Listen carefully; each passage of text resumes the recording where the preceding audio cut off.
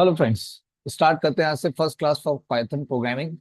और इसमें हम सीखने वाले हैं जल्द से कैसे हम प्रिंट करेंगे वैल्यूज, कैसे हम वेरिएबल को डिक्लेयर करेंगे, यूज करेंगे। तो स्टार्ट करते हैं। सबसे पहले पाइथन को यूज करते हैं। देखिएगा मेरे पास पाइथन चार्म भी सॉफ्टवेयर है, पाइथन 3.0 भी है, 3.1.3 वर्जन है इसका।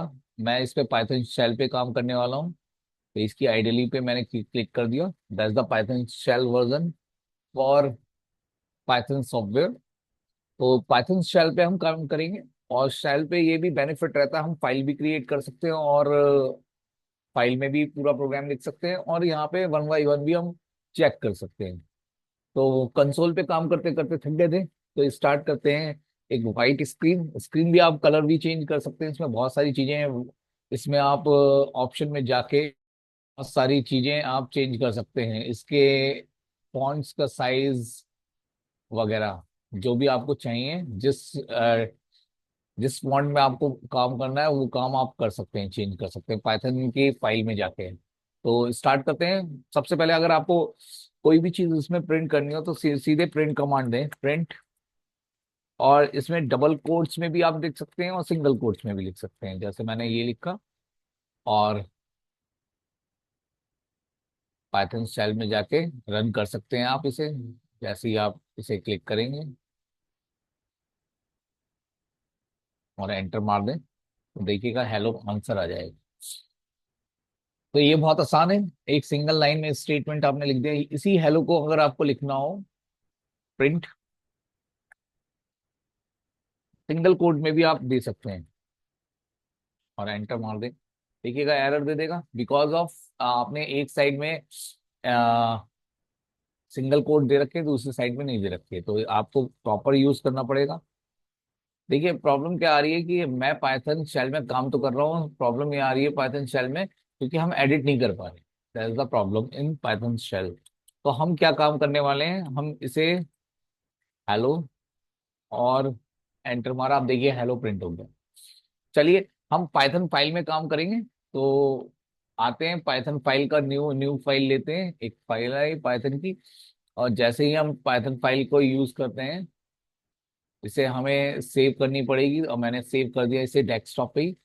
और इस पाइथन फाइल का नाम रख दिया वी। ऑटोमेटिकली ये सेव हो जाएगी पी वाई, देखिएगा v.py में। अब आप कुछ भी आपको प्रोग्राम करना है यहाँ पे तो डायरेक्ट आप यहाँ पे लिखेंगे। जैसे मैंने लिखा था प्रिंट, इसको साइज डिक्रीज कर लेता हूँ।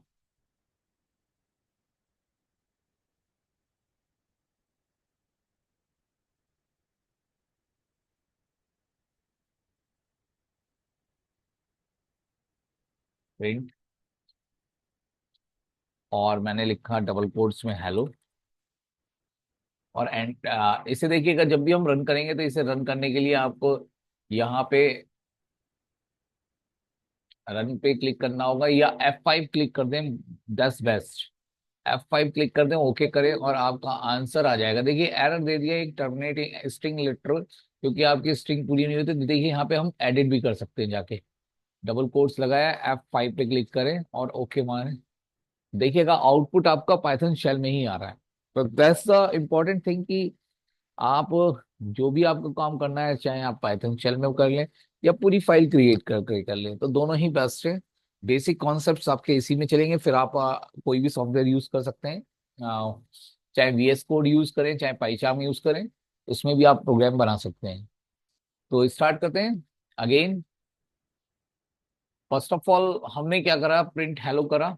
मान लीजिए मुझे, तो डबल कोट्स में भी और सिंगल कोट्स में भी चलते हैं। कोई भी आप स्ट्रिंग भी और भी प्रिंट कर सकते हैं, जैसे मैंने प्रिंट करा हेलो हाउ आर यू। तो एंटर जैसे ही आप F5 क्लिक करेंगे तो आपका आंसर वहां पहुंच जाएगा, हेलो हाउ आर यू। देखिए ये आ गया आपका। तो एज इट इज वैसे ही आ जाएगा, कोई प्रॉब्लम नहीं है।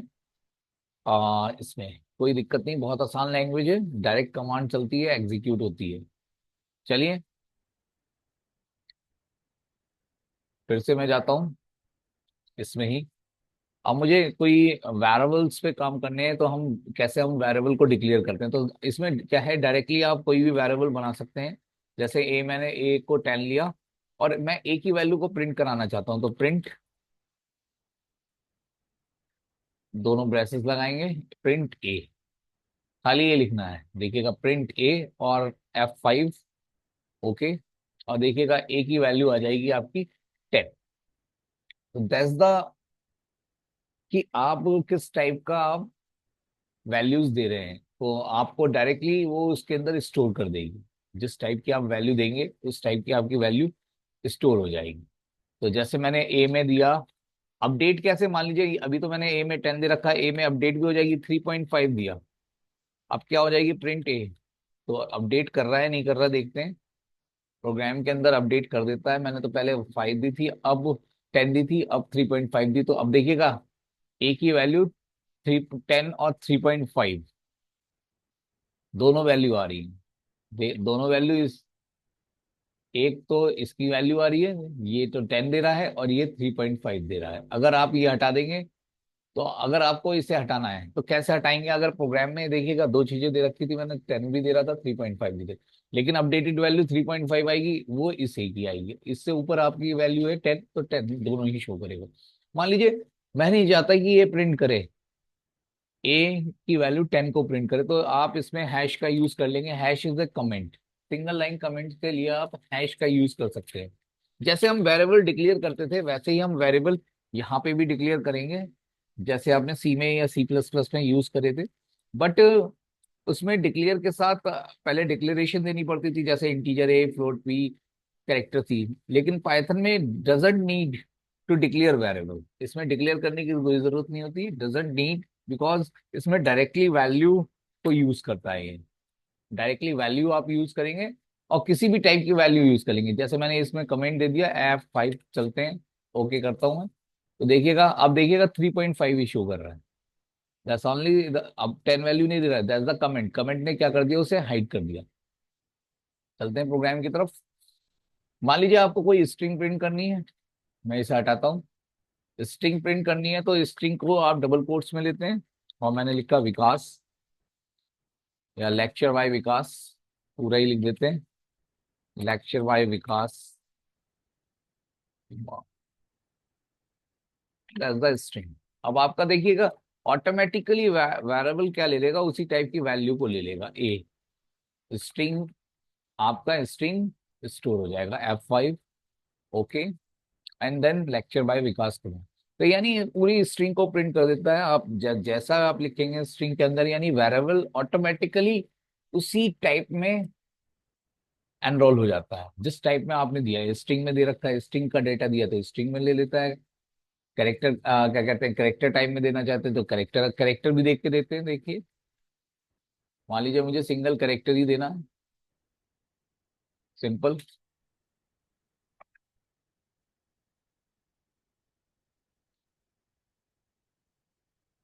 तो आप प्रिंट क्या करेगा, F5, F5, and then C print कर दिया। देखिए, तो चाहे आप कैरेक्टर टाइप की वैल्यू दे, चाहे आप स्ट्रिंग टाइप की वैल्यू दे, चाहे फ्लोटिंग टाइप की वैल्यू दे, आपकी डायरेक्ट इन इंग्लिश, डायरेक्ट उसी टाइप में वो कन्वर्ट हो जाता है वेरिएबल। तो ये एक डायरेक्टली कन्वर्जन है विदाउट डिक्लेरेशन, और इसे ही हम कहते हैं डायनेमिकली। तो पाइथन एक डायनेमिकली लैंग्वेज है, यही एक इसका खास पॉइंट है कि ये डायनेमिकली इनिशियलाइज कर देता है जिस टाइप की वैल्यू को लेते हैं। चलिए, और इसके ऑप्शंस पढ़ते हैं। तो हमने कैरेक्टर टाइप पढ़ लिया। मान लीजिए मैं चाहता हूं कि ये मल्टीपल वैल्यू भी हो जाए, ए, बी और सी, मुझे तीनों में वैल्यू डालनी है। इसमें अभी तक हम सी में ऐसा नहीं कर सकते थे, तीन वैल्यू में एक एक साथ मुझे 100 शो करना है, यानी 100 अब मैंने साइन कर दिया, ए के अंदर भी, बी के अंदर भी, सी के अंदर भी, तो तीनों में ये वैल्यू असाइन हो सकती है। तो मैं लिख देता हूँ प्रिंट बी और प्रिंट सी। देखिएगा अगर आप इसे रन कराएं, आप 5, ओके, तो ए बी सी तीनों की वैल्यू क्या कर दी इसने, यानी कि मल्टीपल असाइनमेंट्स भी हो जाता है पाइथन में। पाइथन अलाउ करता है मल्टीपल असाइनमेंट, और टू सेवरल वेरिएबल्स, हर, और हर टाइप की वैल्यू को असाइन कर देता है। जरूरी नहीं है मैंने ये 100 दे रखा है, तो आप ऐसा भी दे सकते हैं इसके अंदर। फॉर एग्जाम्पल, मान लीजिए, मुझे, ये तो हो गया मल्टीपल असाइनमेंट। मान लीजिए मुझे तीन टाइप की वैल्यू देनी है, तो मैं तीन टाइप की वैल्यू देना चाहता हूँ। एक तो ए में तो इंटीजर, बी में फ्लोट, और सी में स्ट्रिंग। तो अब देखते हैं क्या प्रिंट करता है।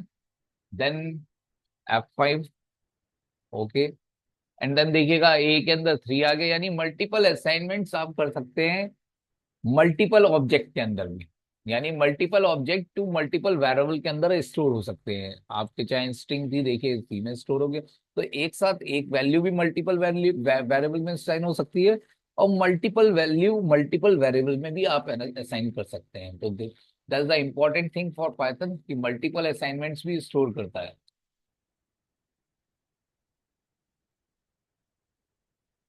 और मान लीजिए यहाँ पे एक चीज आती है, फॉर एग्जाम्पल मैं चाहता हूं कि ए को तो मैंने डिक्लेयर करा, हटा देते हैं इसे, और प्रिंट ए कर देता हूँ। दैट्स द, अब ये क्या वैल्यू देगा? ये कोई वैल्यू देगा, क्योंकि ए के अंदर हमने कोई भी असाइनमेंट्स दे नहीं रखा, कोई भी वैल्यू नहीं दे रखी।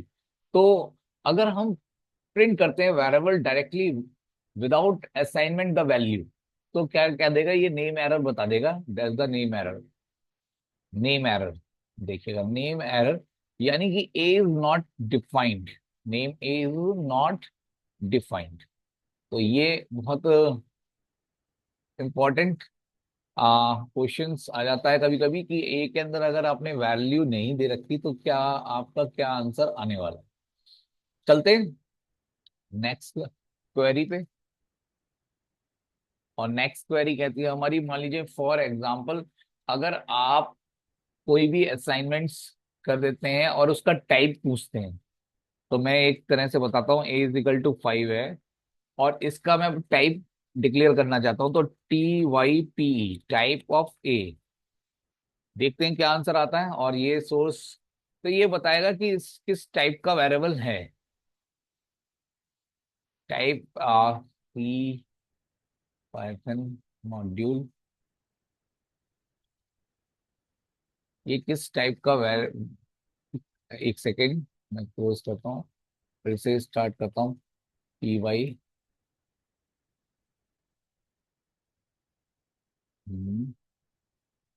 अब मैंने लिखा है प्रिंट, इसे प्रिंट भी कराना पड़ेगा। तो एक चीज में अगर मैं टाइप ऑफ लिखता हूँ तो ये बता दे कि इंटीजर टाइप का है, कैरेक्टर टाइप का है। तो ये कैसे बताएगा? तो मैं अगर इसे प्रिंट करा दूं, प्रिंट टाइप ऑफ ए, देखें F5, क्योंकि हमें बताना पता भी तो चलना चाहिए ये किस टाइप का। देखिएगा क्लास इंट, तो ये बताना पड़े, प्रिंट कराना पड़ेगा कि आपको ये किस टाइप का है, तो बता देगा ये इंटीजर टाइप का है। सेम एज मान लीजिए ये मैं 5.5 ले लूं, तो अब ये फ्लोट टाइप का हो गया। तो देखते हैं इसमें क्या देता है। देखिएगा क्लास फ्लोट है, मैं इसी में क्या कहते हैं, स्ट्रिंग दे देता हूँ। F5 रन करता हूँ। ओके। देन क्लास स्ट्रिंग, तो ये हमारा वेरिएबल डिक्लेयर करने का तरीका है, यानी कि हर किसी क्लास को अलग अलग बता रखा है। देखिएगा तो अगर आपको उसकी क्लास को प्रिंट कराना है तो कैसे हम प्रिंट कराएंगे, तो वो भी बता रखा है। इसमें जरूरी नहीं है इंटीजर, कैरेक्टर, फ्लोट, आप इसमें इमेजिनरी कॉम्प्लेक्स नंबर्स को भी प्रिंट करा सकते हैं, उसका भी टाइप देख सकते हैं। मान लीजिए मैं चाहता हूँ ए के अंदर 3+4i, that's the complex number, और मैं इसका कंट्रोल C और कंट्रोल V, और मैं इसे हटा देता हूँ, और F5। तो that's the in decimal literals दे रखा 3+4i, और मैं एक्स ए को प्रिंट कराना चाहता हूँ, तो दैट्स द टाइप ऑफ ए। तो ये आनी चाहिए थी डेसिमल, कॉम्प्लेक्स नंबर आ जाने चाहिए थे। देखते हैं कि देता है नहीं देता। F5, that's the complex number individual decimal literals 4। चलिए, तो ये देखिएगा class error 3+4i, i is not defined. I हमने कॉम्प्लेक्स नंबर्स में डिफाइन नहीं कर रखा। चलिए आई को हम फिर से हम बताएंगे इस टॉपिक को, इंटीजर। चलते हैं, आज के लिए हम इतना ही करते हैं। Thank you to all for joining the session. आज हमने वेरिएबल डिक्लेयर करना सीखा था।